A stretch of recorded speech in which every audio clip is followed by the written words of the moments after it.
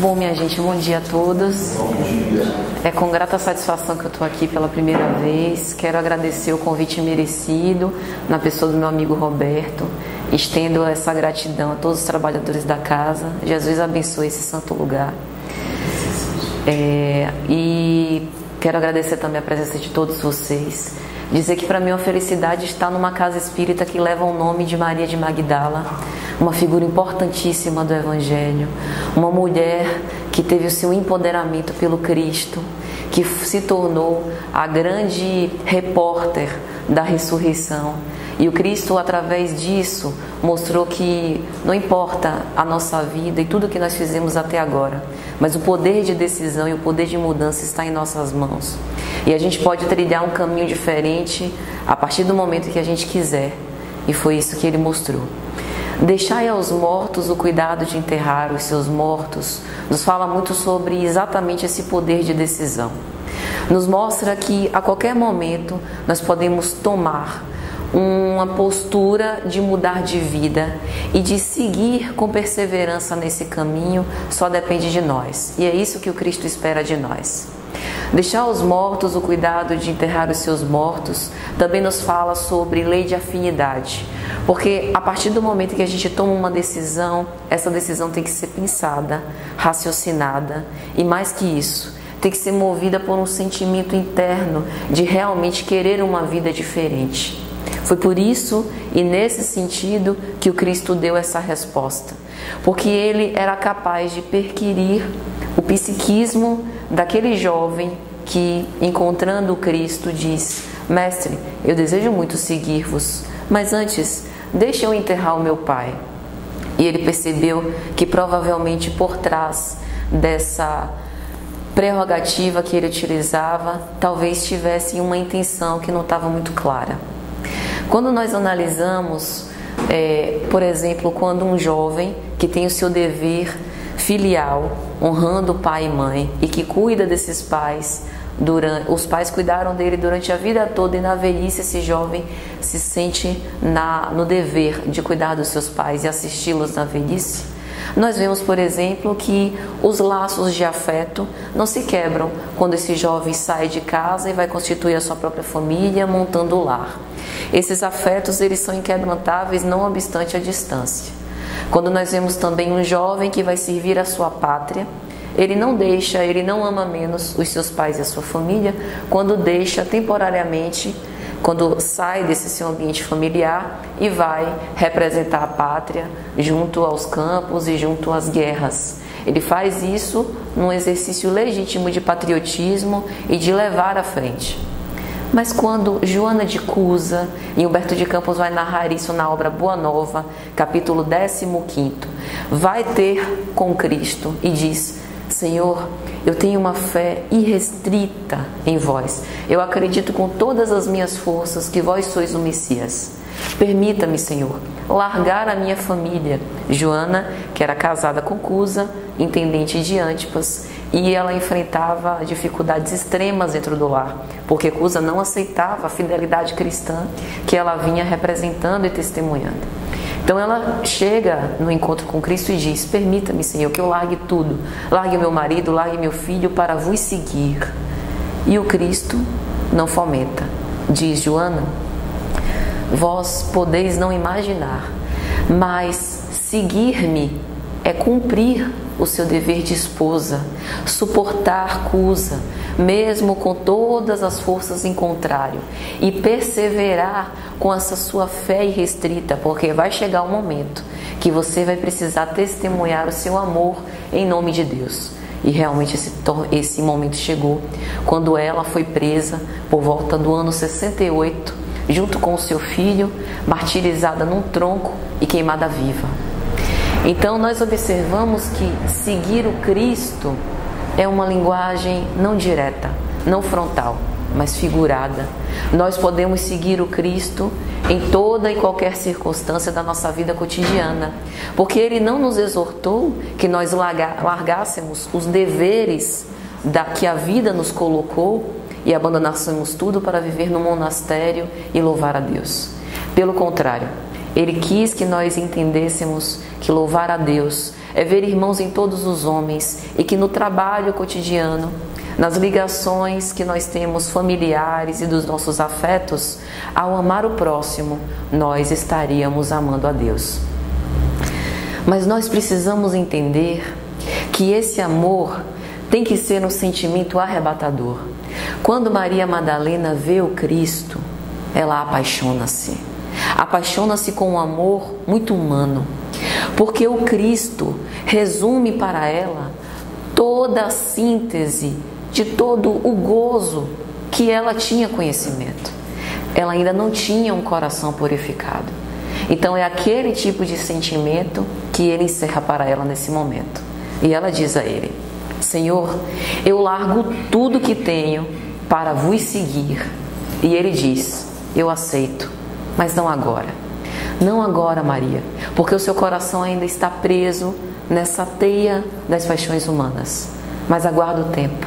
Vai haver o tempo em que seu coração estará tão purificado que essa paixão vai se acalmar e que seu amor vai ser tão sincero que aí então eu aceito que você largue tudo e me siga. E é justamente esse sentimento de largar tudo de superficial, tudo de material, para seguir o Cristo com o nosso coração, com o nosso espírito. Allan Kardec, no Evangelho segundo o Espiritismo, capítulo 23º, vai falar sobre a estranha moral do Cristo. Como algumas palavras, como essa, por exemplo, deixai aos mortos o cuidado de enterrar os seus mortos, nos parecem estranhas, vindo de um ser que exala bondade, exala candura, exala serenidade como Cristo. Como, por exemplo, lhe dizer que aquele que não negar pai e mãe para me seguir não é digno do reino dos céus. O que essas palavras querem dizer?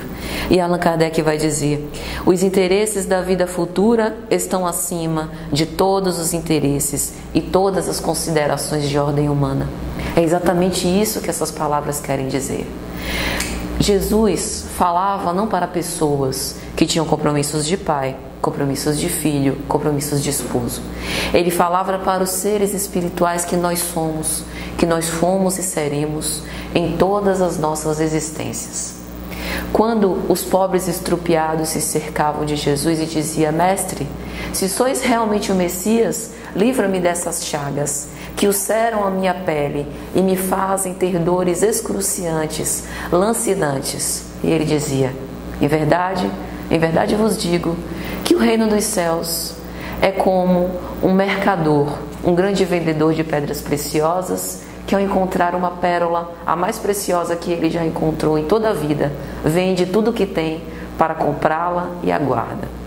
E o outro que dizia: Senhor, eu não tenho comida para colocar na mesa para dar aos meus filhos. E ele dizia: o reino dos céus é como o semeador que saiu a semear, e ao dormir o seu inimigo plantou o joio, e o joio foi crescendo junto ao trigo. E assim os dois cresceram fortes, e quando o trigo cresceu forte, o joio foi extirpado e lançado ao fogo. Então Jesus respondia por parábolas para dar a entender que todas essas preocupações humanas e materiais são muito justas. Nós realmente precisamos trabalhar e correr atrás da nossa própria subsistência. Do contrário, a nossa própria vida material não vai existir e nós não poderemos ter os enfrentamentos para o nosso acrisolamento espiritual. E a espiritualidade superior, ela está atenta às nossas necessidades, sobretudo as necessidades materiais. Do contrário, seria não nos amar, o que nós não podemos conceber vindo do Cristo. Mas o Cristo mostrava, respondendo a essas perguntas de ordem material com essas parábolas, que a resposta está dentro de nós. Que dentro de nós temos uma força superior, tão grande, que é capaz de nos fazer suportar e ressignificar a dor das úlceras que nos tomam a nossa pele. Que mesmo a fome mais acerba, que dilacera a alma e que nos faz muitas vezes blasfemar contra a divindade, pode ser uma oportunidade única de exercitarmos a humildade, a resignação e de contar com a caridade do outro, que pode sair um pouco da sua bonança e da sua opulência para ir aos pobres e repartir um pouco do muito que tem. Então Jesus em todos os momentos nos mostrava que a espiritualidade, os desafios da vida espiritual tem que estar acima dos desafios da vida material. Mas para isso é necessário que tenhamos uma escolha. E essa escolha requer renúncias. E muitas vezes o grande problema é que nós não estamos dispostos ou temos medo em relação a fazer essas renúncias. Mas por que o medo? Se nós acreditamos na veracidade e na felicidade advinda de seguir os ensinamentos do Cristo, por que nós ainda nos detemos? Por que nós ainda temos medo? E Mateus, no seu capítulo 8, vai narrar essa passagem começando assim: Vendo Jesus que estava cercado de grandes multidões, ordenou que partissem para outra margem. E aqui é necessário que nós voltemos à civilização desse cristianismo primitivo para entender o contexto em que essa fala de Jesus foi proferida. Jesus estava em andanças por Cafarnaum, pela Galileia, por Jericó, por aquelas cercanias, e estava operando milagres quando Mateus narra essa passagem. E a grande multidão, vendo passar o Messias, se adensava não pela palavra, não pelo verbo, não pela presença magnetizante do Cristo, mas pelos grandes milagres que ele vinha operando. E ele decide mudar de margem justamente para mudar o foco, para dizer que a função dele ali não era de um milagreiro comum, era de alguém que vinha plantar sementes que germinariam mais tarde no solo fértil do espírito daquelas pessoas. Por isso ele decide mudar de margem, para dizer que a função dele ali não era dar cura do corpo, mas fomentar que nós quiséssemos fazer a nossa própria cura da alma. E Mateus continua: Então chegou-se a ele um escriba e disse: Mestre, eu te seguirei para onde quer que vás. E é interessante a gente também explicar um pouco do que eram os escribas, os grandes estudiosos da lei dos judeus, que mais tarde se tornaram os doutores nos templos e nas sinagogas. Eles estavam ainda, embora seguissem os ensinamentos monoteístas do Deus único, mas eles se prendiam muito à letra, à forma, aos ritos. Achavam que fazendo jejum, pagando dízimo, cumprindo todos aqueles ensinamentos da lei, eles conseguiriam ficar próximos de Deus. E eles se acreditavam de fato eleitos. Então Jesus, percebendo essa fala do escriba, uma pessoa que ainda estava mergulhada nesses pensamentos, dizer que ia largar tudo para seguir, será que esse escriba estava querendo trocar com a divindade? Ou seja, eu tenho muito e dou tudo que tenho como uma troca para que vós me dê o reino dos céus? Jesus, percebendo isso, responde: As raposas têm tocas, as aves têm ninhos, mas o Filho do Homem não tem onde reclinar a cabeça. Então Jesus estava dando um recado para aquele escriba: Queres me seguir? Muito bem, mas eu não tenho nenhuma garantia para vos dar. A garantia que eu tenho é te dar os elementos para que vós mesmos possais construir o reino dos céus dentro de vós. Eu não tenho nada para vos dar, nenhuma pedra onde eu possa reclinar a cabeça. Então esse é um aprendizado muito importante. E Mateus continua: Outro dos discípulos lhe disse: Senhor, quero vos seguir, mas permite-me ir primeiro enterrar o meu pai. E aqui tem uma nuance emblemática. Joana de Ângeles vai explicar melhor esses meandros no livro Jesus e Atualidade, no capítulo em que ele fala exatamente sobre decisão.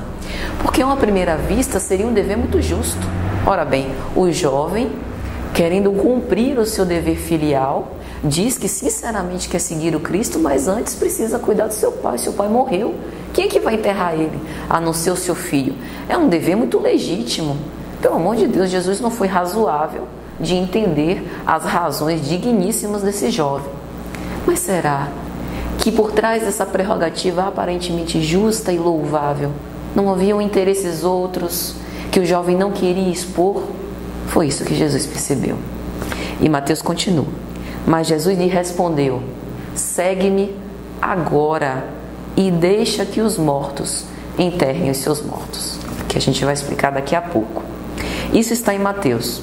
No Evangelho de Lucas, no capítulo 9, versículos 59 a 62, Lucas também narra a mesma passagem.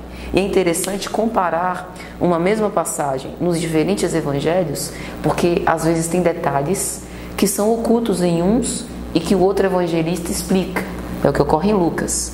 Lucas narra essas mesmas coisas e adiciona: outro disse-lhe ainda: eu te seguirei, Senhor. Agora já um terceiro: eu te seguirei, Senhor, mas permite-me primeiro despedir-me dos que estão em minha casa. Jesus, porém, lhe respondeu: quem põe a mão no arado e olha para trás não é apto de entrar no reino de Deus. Veja que as justificativas sempre haverão. Como são nossas as justificativas? Eu gostaria tanto de trabalhar no centro espírita, mas eu preciso antes deixar que meu filho se forme. Eu prometo que eu vou participar toda semana das reuniões mediúnicas e até de grupo de estudo, mas deixa eu me aposentar, que aí eu vou ter bastante tempo e prometo me dedicar. Nós sempre damos as nossas justificativas, não aos outros, a nós mesmos, para não poder fazer mais. Não que o correto, o certo, seja trabalhar no centro espírita todos os dias da semana. Não é isso que estamos querendo dizer. Mas o compromisso íntimo com a reforma. Não, eu prometo que eu vou tentar perdoar o meu inimigo e não guardar mágoa. Mas isso que ele me fez, não.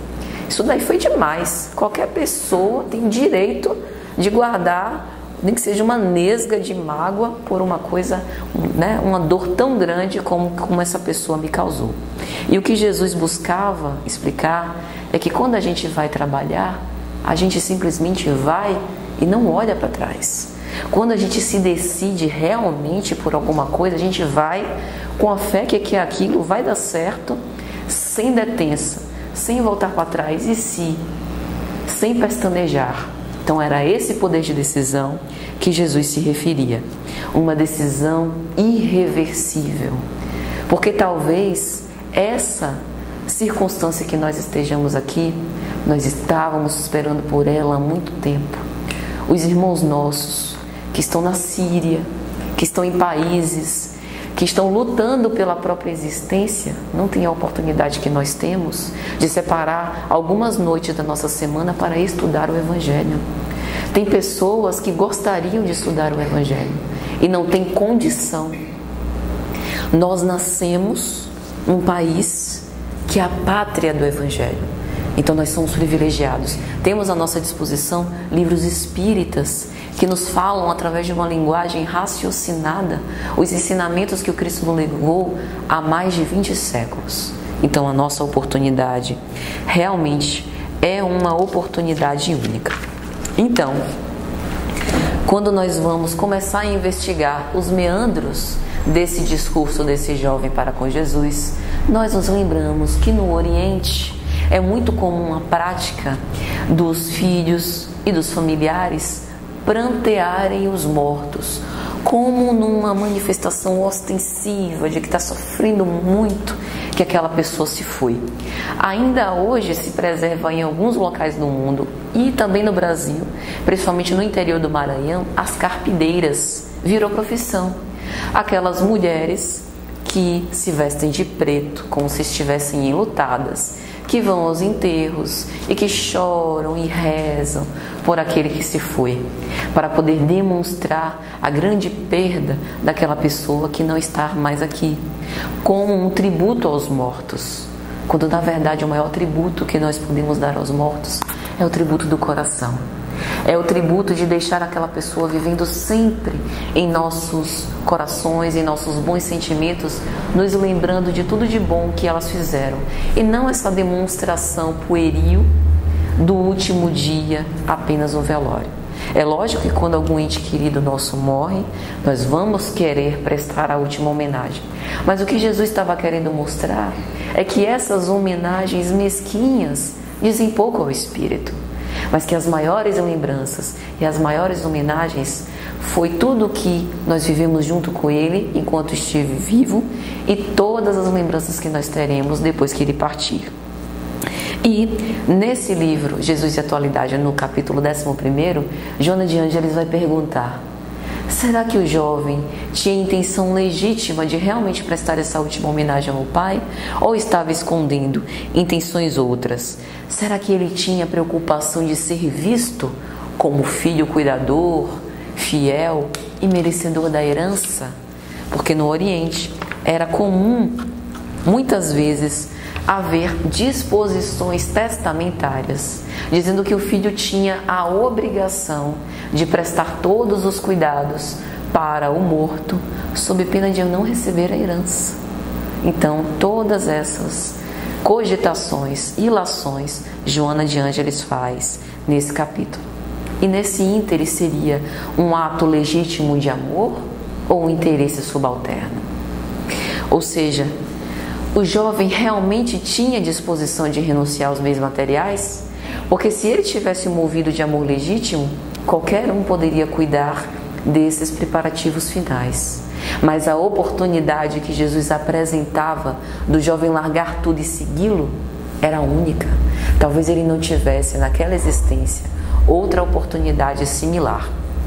E se o jovem realmente estivesse movido por um amor legítimo e não tivesse interesse material, ele largaria tudo naquele momento. Ele não se importaria com o olhar reprovatório daqueles que estavam lá esperando a presença dele e não se preocuparia, se fosse o caso, de perder tudo no testamento em virtude de não ter honrado com esse último papel, com esse último dever. E uma outra pergunta que nós fazemos é: quem são os verdadeiros mortos? Humberto de Campos costuma dizer que os mortos estão vivos, que eles estuam de vida e que eles, mesmo no além-túmulo, voltam através das mensagens psicografadas, através da literatura espírita. A nossa própria doutrina espírita começou com os mortos, a doutrina dos espíritos, quando em abril de 1857, Allan Kardec, um egrégio codificador, senta e faz uma série de perguntas a diversos espíritos diferentes, buscando uma similitude entre as respostas e condensando essas respostas sobre absolutamente tudo que poderíamos ter de dúvidas na codificação espírita.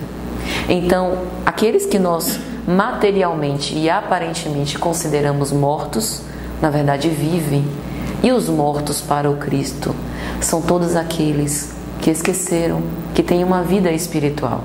São aqueles que morreram para as verdades divinas e que vivem na matéria como se essa fosse a verdadeira vida, sem se preocupar com o dia de amanhã. São aqueles que morreram de compaixão e de misericórdia para com o próximo.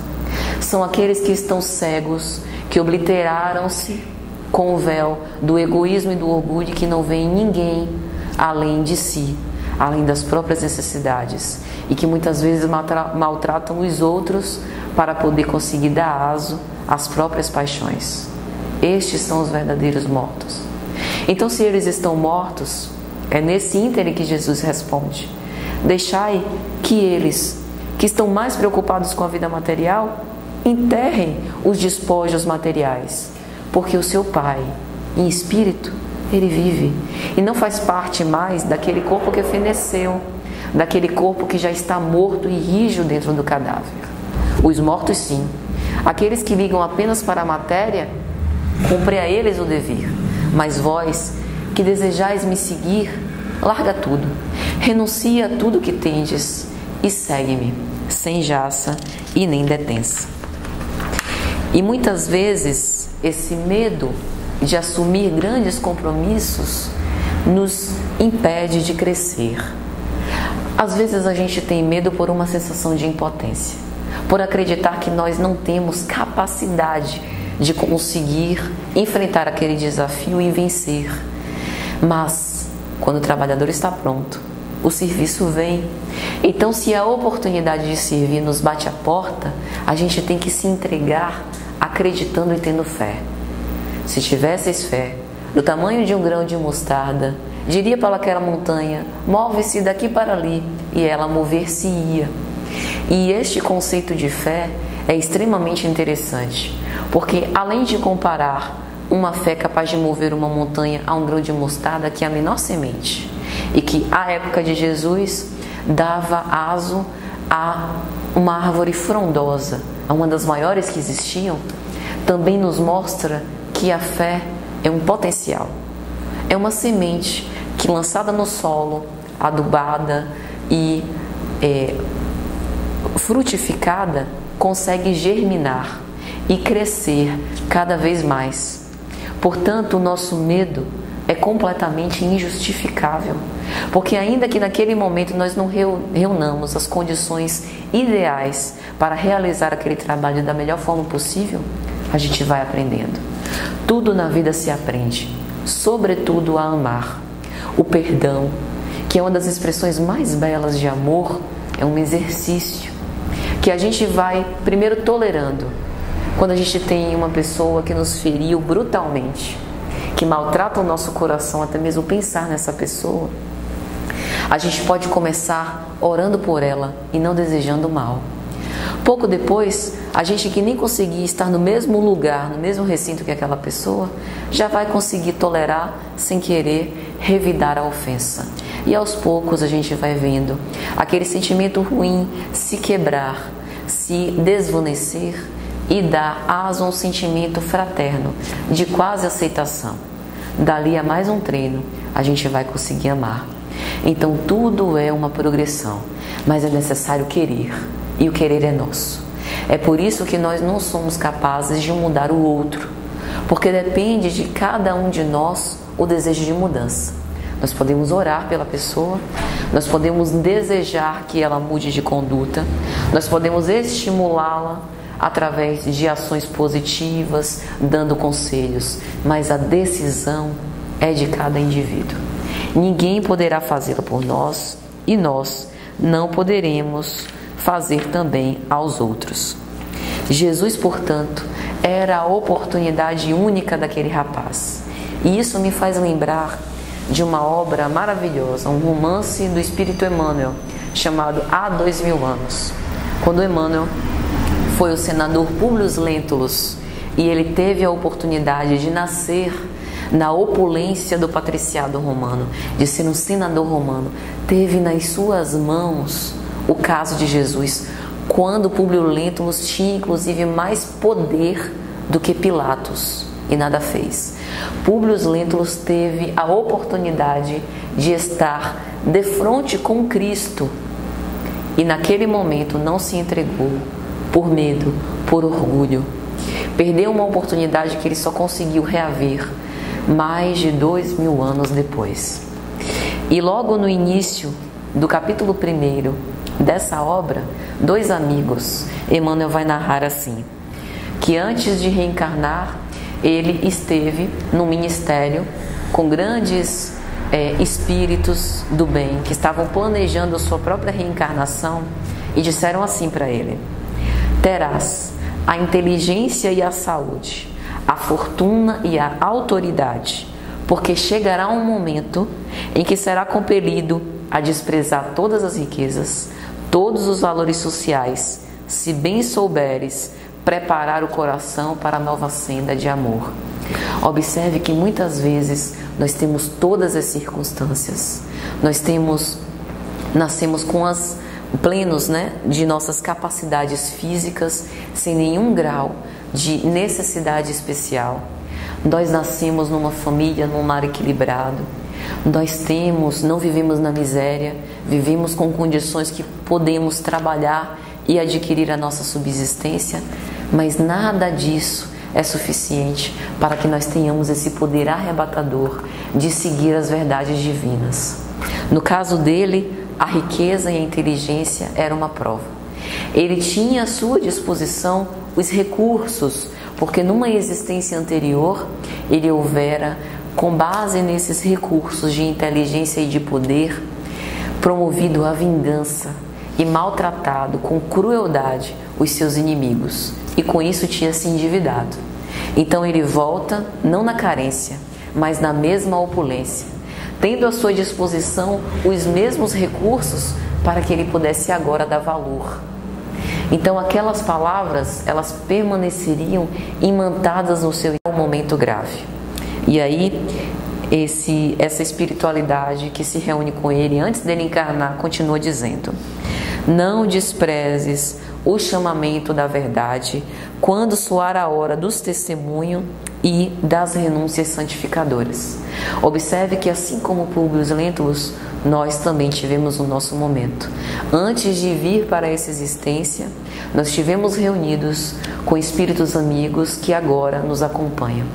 Muitos deles integram a nossa família espiritual, ou por falta de merecimento nosso, ou por outros trabalhos que eles precisaram empreender, não puderam, não tiveram ter a condição de encarnar conosco nessa vida. Mas nós, nenhum de nós está sozinho ou desamparado. Todos nós contamos com o amparo de espíritos amigos que nos assistem, que nos encorajam e que nos acompanham durante toda a nossa vida. Nós, antes de vir para cá, também fizemos o nosso planejamento reencarnatório e essas lições ficaram guardadas na nossa mente.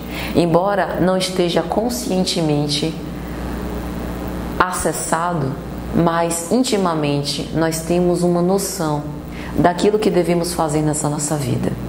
Allan Kardec, em O Evangelho segundo o Espiritismo, nos convida a isso, quando ele vai falar no capítulo 27º, Sede Perfeitos. Ele vai dizer assim: o verdadeiro homem de bem e o verdadeiro espírita é aquele que estuda as suas más tendências e as suas más inclinações. E se nós observarmos o nosso gênero de provas, aquelas provas que insistentemente nós nos debatemos com elas e que quase sempre caímos e precisamos recomeçar, se nós analisarmos isso, veremos onde que erramos nas vidas anteriores e onde que agora estamos ensaiando a nossa reparação. Então, por isso, cumpre a reforma íntima. Porque se nós seguirmos a vida apenas cumprindo os deveres materiais que a vida nos apresenta, nós vamos evoluir muito pouco. Por isso que nós devemos nos analisar intimamente a cada dia, como na questão 919 de O Livro dos Espíritos, quando Santo Agostinho responde a Kardec: qual a forma mais eficaz de nos livrar das más tendências, ainda nessa vida atual? E Santo Agostinho diz: fazei como eu fazia quando estava encarnado como vós.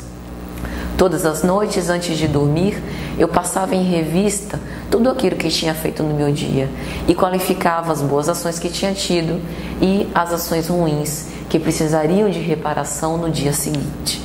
E assim pude avançar um pouquinho mais na minha existência anterior. Então essa análise íntima é crucial. E nesse momento a gente tem que se desnudar por inteiro.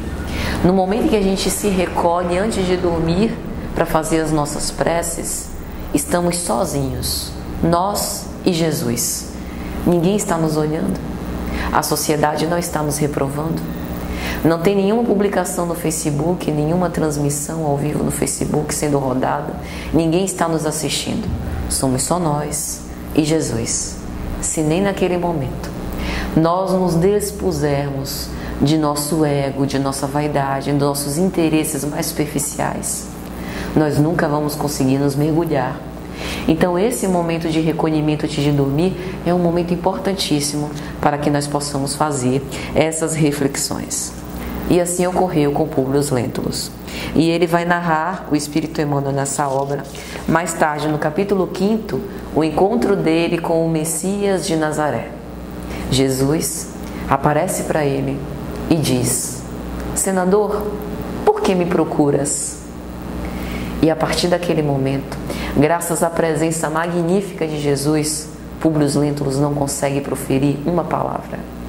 Todo o discurso que Jesus tem com ele é apenas mental. Jesus consegue penetrar o psiquismo de Públio Lentulus, adivinhando o que ia falar pelo pensamento. E Públio Lentulus se comunica com ele também por pensamento. E Jesus o responde também por pensamento. E Jesus continua: fora melhor que me procurasses publicamente e na hora mais clara do dia, para que pudesses adquirir de uma só vez e para toda a vida a lição sublime da fé e da humildade.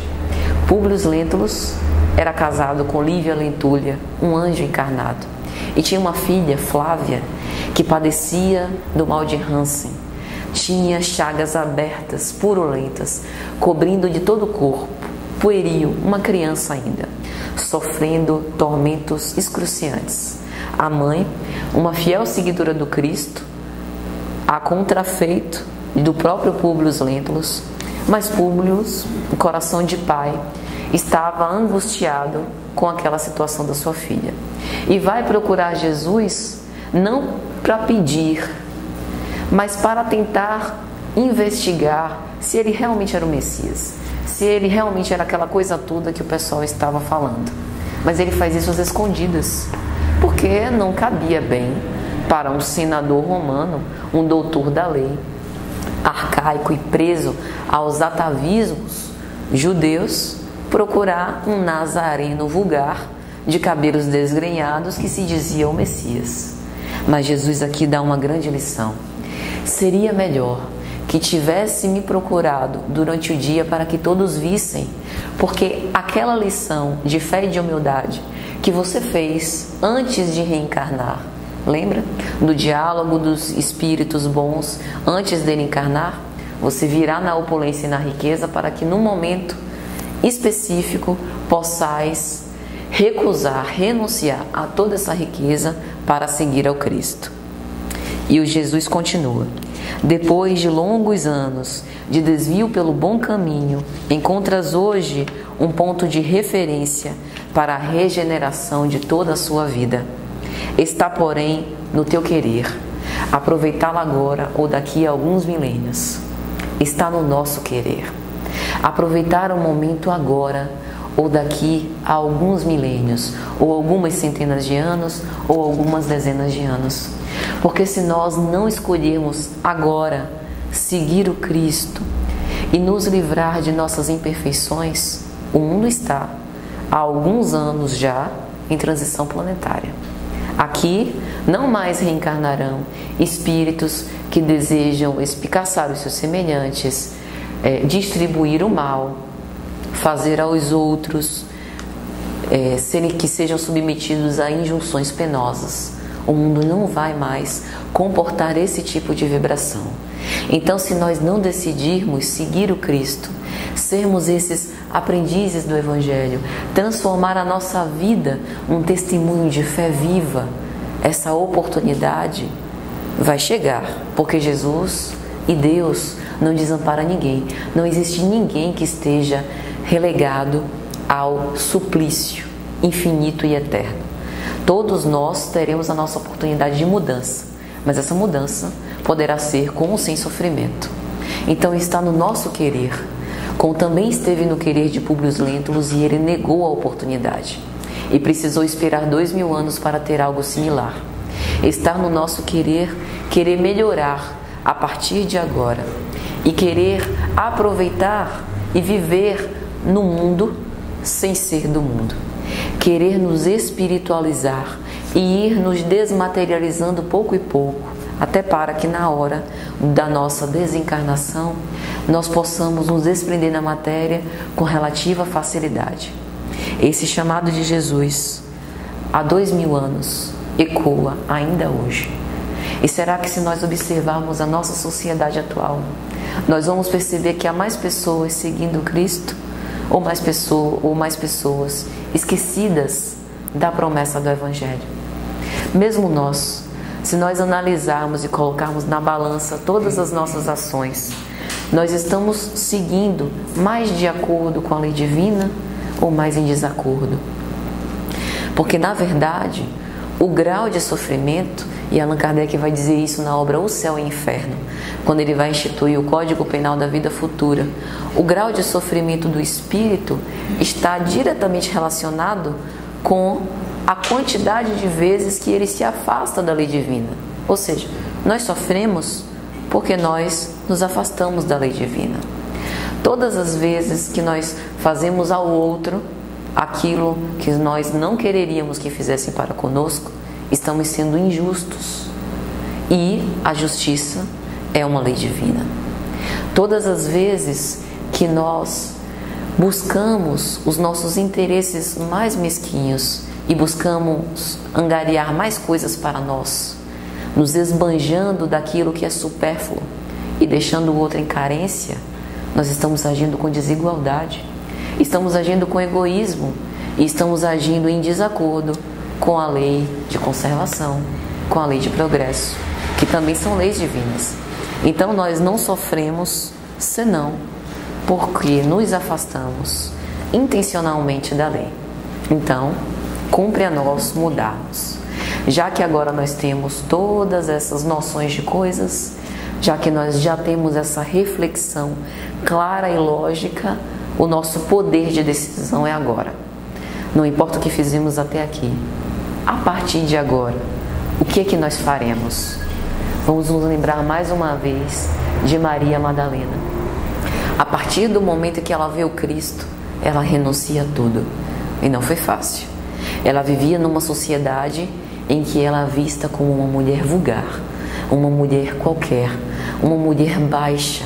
E ela enfrenta com extrema coragem o estigma. E graças a esta coragem que ela tem, o Cristo a soergue. Ela se purifica pelo amor sincero que ela sentia. Essa mulher, ao encontrar Jesus, ajoelhou-se aos seus pés, lavou os seus pés com as suas lágrimas, secou com os seus cabelos, derramou unguento sobre os seus pés e não cansou de osculá-los, numa demonstração extrema de humildade, reconhecimento e, sobretudo, de decisão. Assim como Paulo de Tarso, à beira de Damasco, querendo entrar na cidade para perseguir Ananias, um cristão, um ancião, que houvera sido responsável inclusive pela conversão de sua noiva bem-amada Abigail, quando Cristo lhe aparece como um sol, reinando, espraiando a sua luminosidade de espírito puro, deixa o cego, e ele cai de joelhos na areia ardente e pergunta: quem sois? Saulo, Saulo, lhe responde Jesus: por que me persegues? E ele naquele momento percebe que toda a sua perseguição e toda a sua vida estava completamente equivocada, que aquele a quem ele estava perseguindo era realmente o Messias, dada a luz fulgurante que dele espraiava. E ele também toma naquele momento a sua decisão, seguir o Cristo. Ele não volta para Jerusalém para se despedir da sua família, se despedir do seu pai, da sua irmã, para falar com os seus correligionários, com os outros doutores da lei: ó, gente, eu era juiz aqui do Sinédrio, mas mudei de vida, agora estou seguindo Cristo e vou esquecer toda essa lei mosaica, porque o Cristo é o verdadeiro Messias. Ele toma a decisão a partir daquele momento, não comunica nada, nem a caravana que o acompanhava até Damasco. Cego, entra num alojamento de Damasco. Pouco tempo depois, Ananias vai e restitui-lhe a visão. E Emmanuel vai narrar na obra Paulo Estevão: ele sentia uma substância pesada, como que escamas, lhe caindo dos olhos, o orgulho, que obliteravam a sua visão espiritual. Agora ele havia despertado. Então observe que a decisão é a contrapartida nossa, porque se o reino dos céus é a construção divina no coração dos homens, a gente tem que abrir a porta para deixar Jesus entrar. E esse abrir a porta é decidir: a partir de agora eu quero seguir a minha vida com retidão. Não é ser carola, passa todos os dias na igreja, rezar 30 Ave Marias, 30 Pai Nossos todos os dias e dá R$10 a cada mendigo que a gente encontrar pela rua. Mas é transformar o nosso coração, ver os outros com bondade, ter compaixão para com as nossas próprias faltas, que devem ser muitas e só a gente sabe. Então essa decisão é a nossa. O momento de segui-lo é agora. E para finalizar, amigos, já caminhando para o final, eu gostaria de narrar uma história que é um dos lances da célebre vida de Simão Pedro.